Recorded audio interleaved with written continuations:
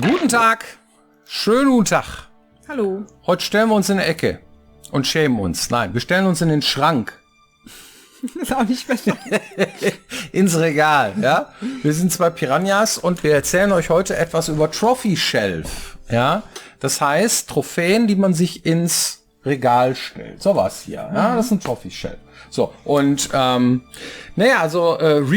stellen wir uns gerne immer in den Schrank oder ins Regal und stellen es gerne zur Schau. No? Und am besten so, dass es wirklich jeder sehen kann. Also im Wohnzimmer oder so wie hier im Büro mit Kamera drauf, damit das jetzt irgendwie jeder in der Welt sehen kann, wie toll jetzt unsere Trophy und was wir hier alles und so. Und aber warum machen wir das? Warum? Ja, das hat viele verschiedene Gründe, ne? Also, ein Grund ist zum Beispiel, dass es mich an Dinge erinnert. Zum Beispiel. Zu diesem Zweck haben wir weniger als 100 Leute gefragt. Sag mal, das mit der Schachtel im Schrank und so, ist das was für dich oder ist dir das nicht so wichtig und kaufst du dann doch lieber Download-Zeug, ne? Und die haben Folgendes gesagt. Das kommt wirklich drauf an. Also ich finde es auch schön, dass man wählen kann noch. Ich finde das toll. Ich finde, dass man bei Sachen, die einem wichtig sind und die vielleicht sogar Teil von einem sind oder einen begleitet haben über eine lange Zeit, das Schöne ist, dass man was zum Anfassen hat. Bei anderen Sachen finde ich es komplett unnötig. Und das ist dann Geschmackssache. Da hat dann der eine die Sachen im Regal stehen, die ich nicht im Regal stehen habe. Und andersrum. Ja, ich bin Sammler. Am Ende habe ich immer gerne die Schachtel im Schrank. Und mittlerweile sind mir die meisten auch viel zu klein geworden. Also diese klassischen Retail Edition, wie man sie heute hat, die sind halt eigentlich nichts mehr für Sammler großartig, finde ich.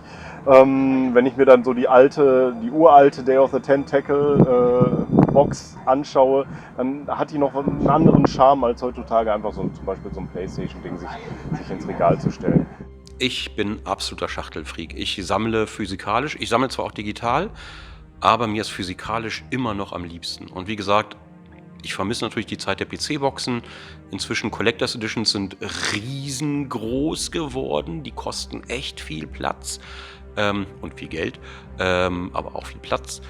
Und ich hätte wahnsinnig gerne wieder ganz normale PC, also diese Boxen, die es früher gab, wo dann auch die Einladung mit bei ist. Ne? Vielleicht mal das Code wie bei Monkey Island, halt so eine Geschichten. Da bin ich halt retro, muss ich zugeben. Schachtel, definitiv. Also ich möchte jetzt, wenn man irgendwas alles digital kriegt, ist natürlich toll, aber einfach, dass man auch was zeigen kann, sehen kann. Ab und an ist ja schön, einfach mal sich sowas anzugucken und sich zu erinnern. Das ist nicht der Fall, wenn man das einfach nur auf dem Rechner irgendwo in der Cloud versteckt hat.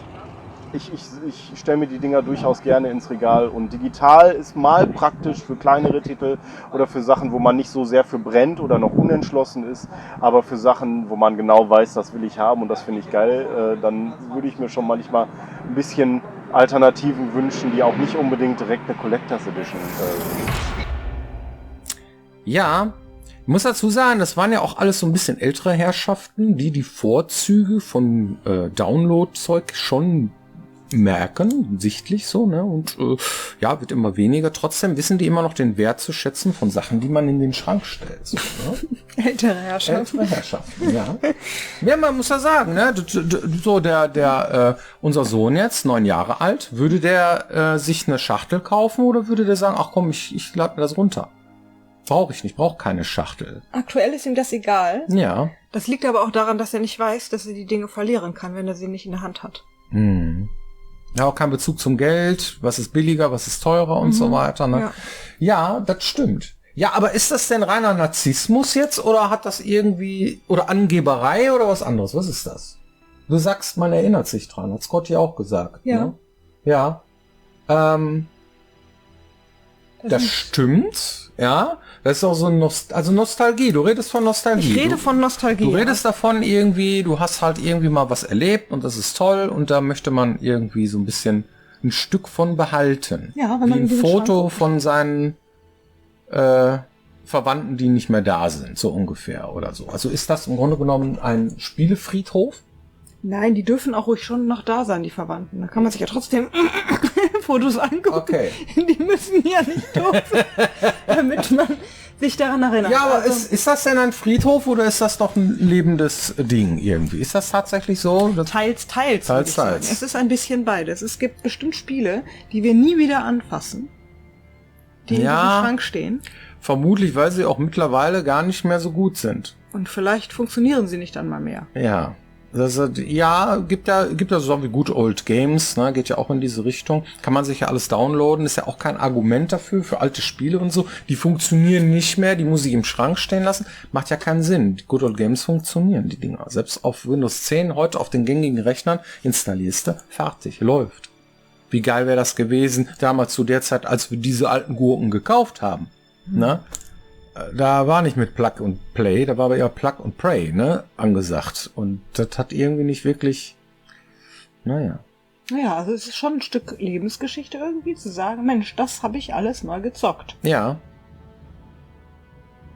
Und es bringt einen manchmal auch auf Ideen, ja? Das ist auch so eine Sache. ja, das stimmt. Wenn ich jetzt zum Beispiel etwas spielen möchte in Zukunft, irgendwie, ich hätte mal wieder Bock auf so ein Spiel wie, was weiß ich. Was weiß ich? Ja. Ne? Und dann gucke ich, Ja. was will ich dann jetzt mal spielen? Hier, Vampire Masquerade zum Beispiel. Genau. Ne? Ist ja jetzt hier diese alte Gurke, The Redemption, aber fand ich auch total super. Gibt jetzt auch bald ein Vampire Neues. Ja. Ne? Hab ich Bock drauf. Halt wie Bloodlines 2 oder was weiß ich, irgendwie so was in der Richtung. Ja, das stimmt. Das heißt, ich hätte mal wieder Bock auf so ein Spiel wie das hier. Ja. So, ne? Und dann erinnert man sich daran und das ist cool, ja. Kommt noch dazu, dass das hier, das sind Trophäen. Das ist ja nicht nur, ich habe mir ein Spiel gekauft, in den Schrank gestellt und ich erinnere mich daran, dass es mal da war, sondern das sind alles Herausforderungen gewesen auch. Ne? Das heißt also, ein Spiel tatsächlich gespielt zu haben, es gut gefunden zu haben. Ich gucke mir die Production Values an und dann stelle ich es in den Schrank, wie so ein Producer das macht. Ja, sind wir ja nicht. Wir sind ja Nerds. Ne?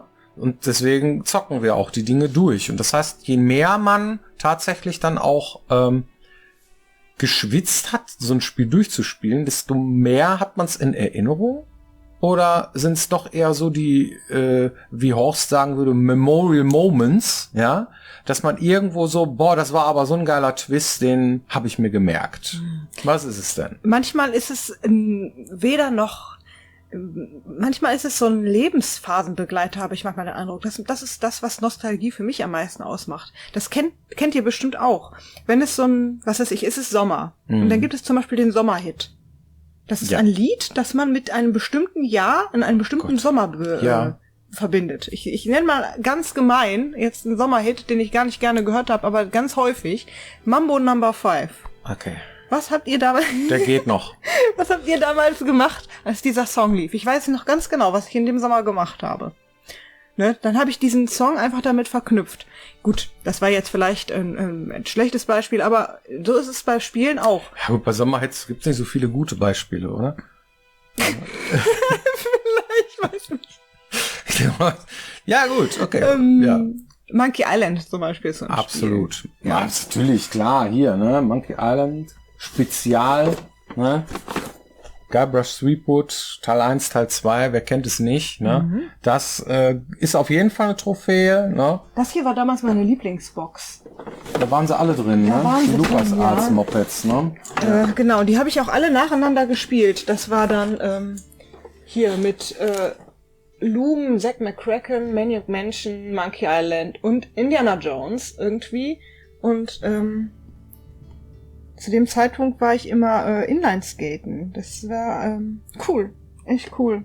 Inhaltsskaten? Ja. Und dabei hast du gezockt? Nein, danach. Danach? Ja. Okay. Ja, ist ja schon schräg, diese Assoziation. Ist richtig. Aber so ist das, ja. Habt ihr Assoziationen zu bestimmten Spielen? Die völlig wirsch sind, so wie ich habe da Inline geskatet zu der Zeit. Raus damit. Ab in die Kommentare. Will ich lesen. Gut, okay, alles klar. So, warum hat man noch Schachteln gekauft und sich in den Schrank gestellt? Ne? Handbuch. Der Gronk sagte, mein Handbuch wäre toll. Ja. So, ne? Da hat's so was Haptisches und so. Das ist überhaupt dieses Haptische, das ist ziemlich geil. Ja. Und und Goodies und so. Aber ab wann ist es denn eine Collectors Edition? Ist dann die Frage. Handbuch war damals Standard. Wenn du dir anguckst hier, Fallout oder sowas, ne, nimmst du den mal raus. Da habe ich jetzt auch Fallout 2 drin und so weiter. Ne? Jetzt muss man aber auch da dazu ist sagen, aber auch wenn du damals so ein nicht dicker klargekommen Schinken bist, hier. ne? Guck mal hier, weißt du, die Welt, Überlebensleitfaden, so fettes Ding und hier die CD und was nicht alles. Also das war ja schon viel, ne, was man so da drin gehabt hat, so. Das war mit Handbuch und so, oder hier Ultima auch so ein Ding, ne? Das ist halt fett gewesen, das ist schwer, das ist eigentlich, sind da Disketten drin oder was? Nee, das ist schon auch mit Handbüchern und Weltbüchern und so weiter, ne? Ja, was hast du denn gemacht, wenn du da nicht weitergekommen bist? Boah!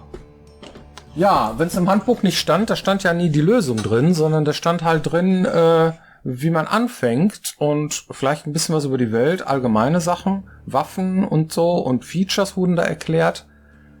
Ja, da habe ich mir eine Zeitschrift gekauft. Ja, warst du nämlich verloren. Da warst du verloren, Und ja. heutzutage, dann kommst du irgendwie, googelst du. Da ist Internet am Start. Ja. Da braucht man Handbücher nicht mehr. Man braucht keine Lösungsbücher mehr. So, ne, so wie das hier zum Beispiel. Auch so eine Trophäe, die ich gerne im Schrank habe. Ja, das ist ein Deus Ex Invisible War. Ich weiß, das ist so der unliebsame kleine Bruder der großen Reihe, ne? Also nicht der großen Reihe, sondern des ersten Teils so, ne? Das ist halt irgendwie, aber ich fand's trotzdem cool. Und da ist ja alles drin erklärt und irgendwie und so weiter. Sowas hast du alles online heutzutage, ne? Mhm. Das kannst du einfach gar nicht mehr bringen. Trotzdem steht's hier im Schrank und ich kram's ab und zu mal wieder raus, ne? Guck's mir an, weil ich mir denke, boah, geil, so. Habe ich mal gespielt, habe ich geschafft durchzuzocken. Ne? Ja, stimmt. Na, heutzutage kriegst du kaum noch irgendwie Lösungsbücher. Wer kauft denn sowas überhaupt noch? Ne? Ich meine, wenn du googeln kannst oder du kannst irgendein Let's Play angucken, das geht viel, viel schneller. Ist das wirklich nur für echt Liebhaber, ne, die sowas überhaupt kaufen würden und eigentlich nicht brauchen? Also wird's kaum noch hergestellt. Ne?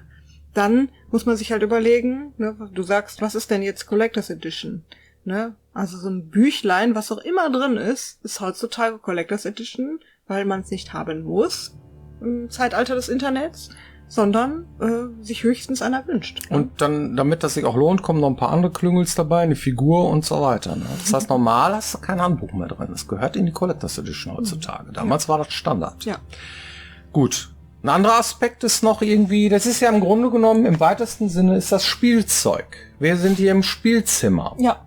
So, nee, wir sind im Arbeitszimmer. Ich mache hier die Musik für unsere Spiele. Und wir arbeiten auch sonst hier und machen Interviews und unsere Arbeit hier, Öffentlichkeitsarbeit und so ein Zeug. Aber unser Wohnzimmer sieht genauso aus. Mhm. Da haben wir noch mal so einen Schrank, der ist noch größer. Da stehen noch mehr Spiele und Filme und Serien und so weiter drin. Mhm. Es gibt Leute, die verbannen oder versuchen, obwohl sie Kinder haben, Spielzeug aus ihrem Wohnzimmer zu verbannen. Mhm. Kennt ihr solche Leute? Das sind auch alle Spielkinder, die jetzt zugucken. Oder? Na? Das ist ein Programmierer, der Marc, ne? Hallo, der sagt, irgendwer hat sich bemüht, einer unserer Programmierer, das Spielzeug irgendwie aus dem Wohnzimmer verbannt ist. Aber ich garantiere euch, der hat auch irgendwo seine Trophäen im Schrank stehen. Die Spiele, die er gespielt hat und so weiter. Das gilt dann nicht als Spielzeug, oder doch? Tja. Ernsthaftigkeit, ne? Ist aber Spielzeug. Ist Spielzeug, ne? Eigentlich, oder? Oder nicht?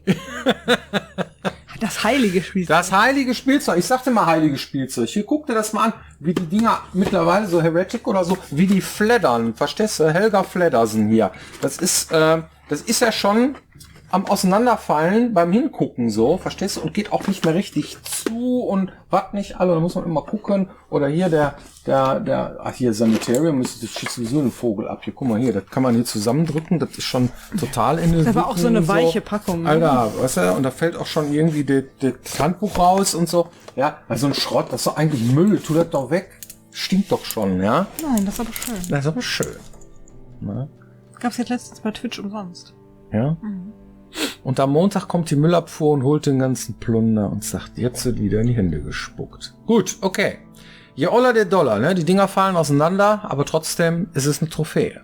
Ja? Ja. Dann das, was ich vorhin angemerkt habe, irgendwie. Wenn du das nicht kaufst, dann hast du es nicht. Das heißt, haben oder nicht haben sind zwei verschiedene Sachen. Wenn du etwas digital hast oder noch schlimmer ein Abo und irgendwann läuft das aus oder die wechseln einfach mal das Programm, dann ist das auf einmal weg, was du lieb hast. Und so hast du es auf jeden Fall im Schrank. Ob es funktioniert oder nicht, egal, du hast es. Du hast es mal gehabt. Das ist ein ideeller Wert, willst du damit sagen. Ne? Genau, richtig. Ja. Und es ist tatsächlich auch ein Wert. Das heißt, mit diesem Schrank könntest du theoretisch sogar auf den Flohmarkt gehen und den Kram verkaufen. Bist du wahnsinnig? Das bleibt schön hier. Ja. So, original verpackt ist wichtiger als original zerspielt. Ich habe ja gerade mal ein paar kaputte Gurken gezeigt von Schachteln oder so. Seid ihr auch so versessen auf original verpackt? Ich glaube, original verpackt haben wir nur unsere eigenen Spiele. Ne? Hier, das ist die zerspielte Ja. und das ist die original verpackte. Ja, das ist richtig. Ja. Ja, das heißt, wir haben immer auch noch eine, hier, Games for Windows, interessant, eine, die komplett original verpackt ist und nicht auch geöffnet, weil vielleicht ist uns unser eigener Kram ja irgendwann mal was wert. Mal gucken. Tja, vielleicht sind wir auch irgendwann mal was wert. Wir müssen nur lange liegen. Nee, Ja, so, ich glaube nicht. das ist ein blöder Indiana Jones Witz. Okay, hast du eine Community-Frage? Bestimmt, ja. Ja, also hier hätte jemand das Thema vorgeschlagen, Sammlungen. Was sammelst du, seit wann sammelst du, warum sammelst du und was ist dein größter Schatz? Fand ich sehr schön, deswegen nehme ich das jetzt mal zum Anlass, die letzte Frage als Frage zu nehmen, weil im Grunde genommen haben wir vieles davon ja schon behandelt. Also, was ist denn dein größter Schatz? Boah. Dazu muss ich gleich mal... Ich muss mal eben...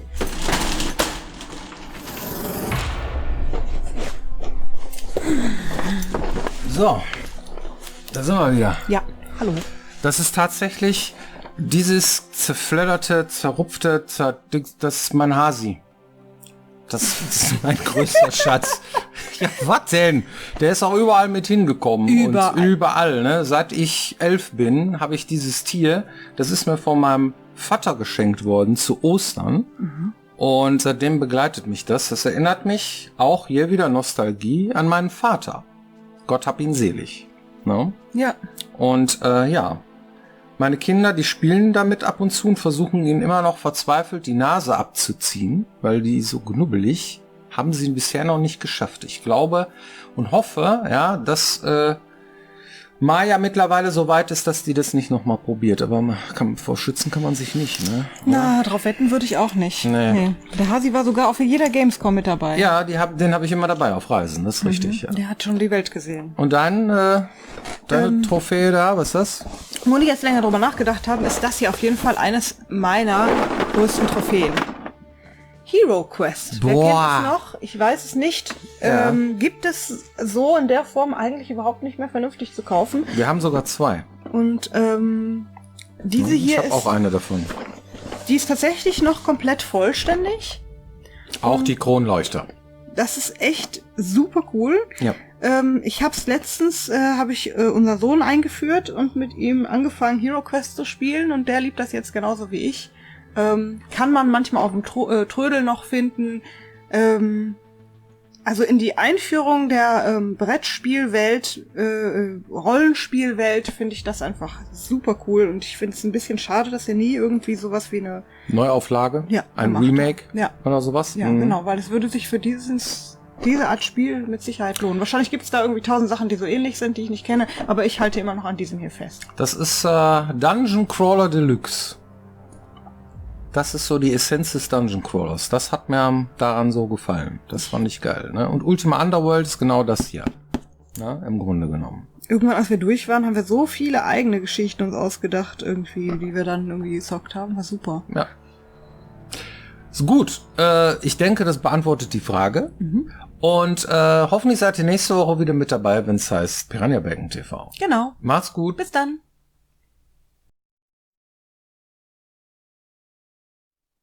So, dann packe ich mal die Trophäe hier in den Schrank, wa?